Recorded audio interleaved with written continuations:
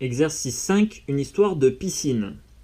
Fier de ta découverte sur les volumes des pyramides et des cônes de révolution, tu vas te rafraîchir à la piscine avec une balle en plastique comme ci-dessous. Tu te questionnes alors sur son volume. Tu remarques qu'elle est percée à un endroit. Le trou est minuscule, mais laisse rentrer l'eau lorsque tu plonges la balle. En témoignent les bulles qui s'en échappent. Tu disposes encore de ton cube de 6 cm de côté. Alors, comment peux-tu faire pour déterminer approximativement le volume de la balle? Bonne question. Alors, tu pourrais dire, bon, j'ai de l'eau, j'ai un cube, j'ai ma balle elle est percée.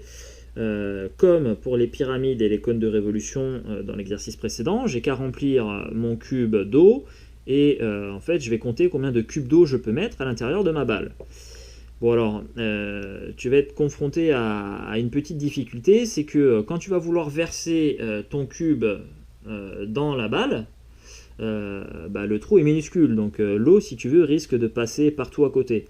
Bref, tu n'arriveras même pas à déterminer au final quelle quantité d'eau dans le cube aura réussi à pénétrer dans la balle. Donc l'idée, ça va être de le faire dans l'autre sens. Tu plonges ta balle dans l'eau, tu as les bulles d'air, donc l'air contenu dans la balle s'échappe pour laisser l'eau remplir la balle. Quand tu ne vois plus de bulles sortir de la balle, donc tu l'agites quand même parce que des fois il y a des petites poches d'air qui se sont formées à l'intérieur de la balle, donc tu l'agites de façon à faire partir tout l'air dans la balle, et une fois que tu n'as plus de bulles, ta balle elle est remplie d'eau. Donc tu vas sortir ta balle et c'est ta balle en fait que tu vas, c'est l'eau à l'intérieur de la balle que tu vas verser dans le cube. Voilà. Donc en fait la comparaison va se faire dans l'autre sens. Donc l'idée ici, comment peux-tu faire pour déterminer approximativement le volume de la balle? Eh bien, je le comparerai avec le volume du cube, encore une fois. Je le comparerai avec le volume du cube.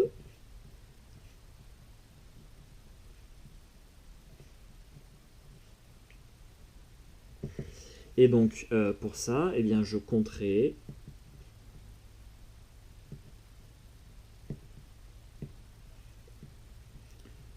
le nombre de balles remplies d'eau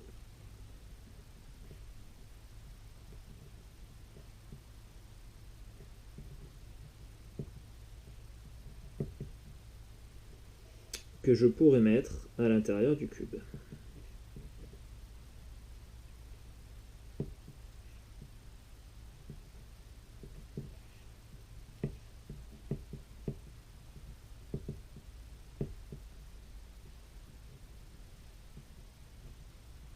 Voilà. Alors, avec cette brillante idée, tu as pu remplir 4 cubes pleins, plus environ 1/5 du cube. Alors, question 2, déterminer l'écriture décimale de 4 plus 1/5. Alors 4, j'y touche pas. Après l'écriture décimale de 1/5, si tu divises 1 par 5, ça fait 0,2. Voilà. Puisque 10 divisé par 5, ça fait 2. Eh bien 1 divisé par 5, ça fera 10 fois moins que 2, c'est-à-dire 2 dixièmes, et ça s'écrit 0,2. Et enfin 4 plus 0,2, ça fait 4,2. Ok, parfait. Et bien maintenant, on déduire une approximation du volume de la balle. Eh bien, le volume de notre balle est donc 4,2 fois plus grand. Oui, c'est ça.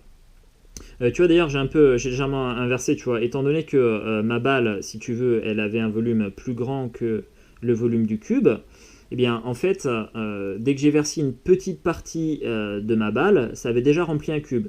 Donc finalement, j'ai compté le nombre de cubes que je pouvais remplir avec ma balle tout entière. Voilà.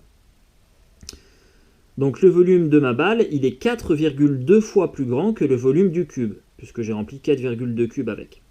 Donc le volume de ma balle, ce sera donc 4,2 multiplié par le volume du cube, et on a dit, le volume du cube, c'est 216 cm3. 6 cm fois 6 cm fois 6 cm.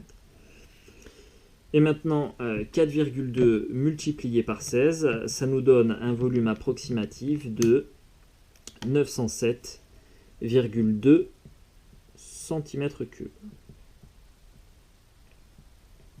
Voilà. Donc là, hein, juste avec notre cube, on arrive quand même à trouver une estimation du volume de la balle. Même si on n'a pas de formule au départ, hein, parce qu'on ne connaît pas. Alors, bon, comme pour les pyramides et cônes de révolution, il existe hein, une formule qui permet de déterminer le volume d'une sphère ou d'une boule. Cette formule, elle n'est pas évidente à démontrer. Enfin, en tout cas, j'ai pas trouvé un moyen de te la démontrer facilement en cinquième avec nos outils. Du coup, là, je suis obligé de te l'énoncer et je t'oblige en quelque sorte à me faire confiance là-dessus. Tu seras en mesure de comprendre plus tard hein, d'où elle sort cette formule, encore que la démonstration n'est pas évidente, hein, n'est pas évidente non plus, mais bon, si tu poursuis tes études et que tu comprends plutôt bien, tu auras moyen de comprendre, voilà, et tu verras que je ne t'ai pas menti sur la formule. Donc cette formule est la suivante, c'est 4 tiers multiplié par pi, multiplié par le rayon de la boule au cube. Voilà, 4 tiers pi r cube.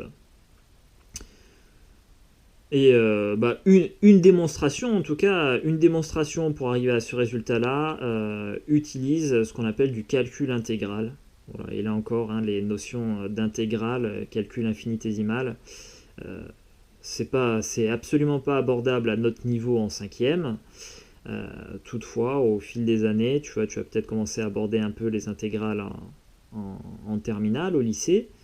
Et si tu poursuis des études de mathématiques, tu seras amené à travailler peut-être un peu plus en profondeur là-dessus. Et tu auras moyen du coup de comprendre d'où sort ce résultat-là. Voilà. Donc pour l'instant, nous en cinquième, eh bien, on va acter cette formule, hein, on va partir du principe qu'elle est vraie. Voilà. Donc maintenant, on a toutes les formules de volume des solides usuels. Donc on a vu cube, parallélépipède, rectangle, prisme droit, cylindre de révolution, pardon. Donc tout ça, c'est la famille des cylindres. Ensuite, on a vu pyramide et cône de révolution. Ces deux-là, c'est la famille des cônes. Et ensuite, maintenant, on vient de voir la formule du volume d'une boule.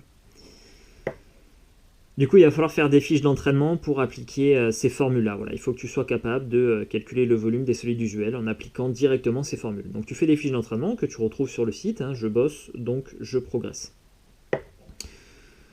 Alors, donc un exemple d'application de la formule. Imaginons qu'on ait une boule de rayon 5 cm. Et bien pour calculer son volume, on applique la formule. Donc 4 tiers. Tiens, regarde, je vais faire la calculatrice avec toi. Hop, 4 tiers.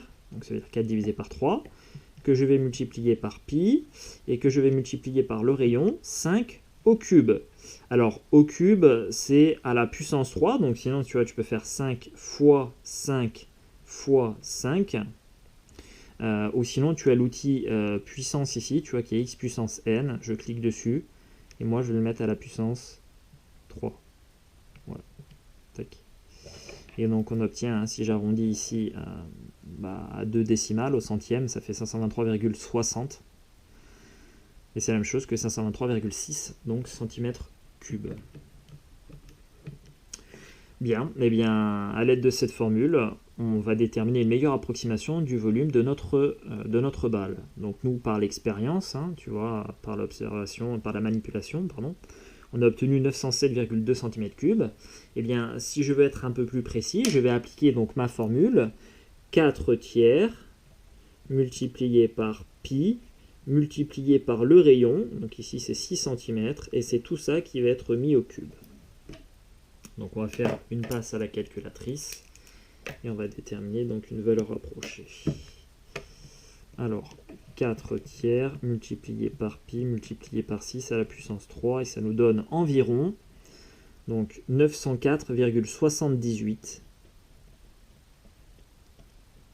cm3. Voilà. Donc par la manipulation, on était quand même pas très loin, hein. Tu vois, on avait quoi? On avait que 2,42 cm3 d'écart, hein. C'est pas si mal sur un volume total de 904,78. Ok. Allez, donc là maintenant, hein, tu fais des fiches d'entraînement. Tu as toutes les formules, tu fais des fiches d'entraînement, tu les appliques à foison de façon à générer un automatisme. Allez, bon courage.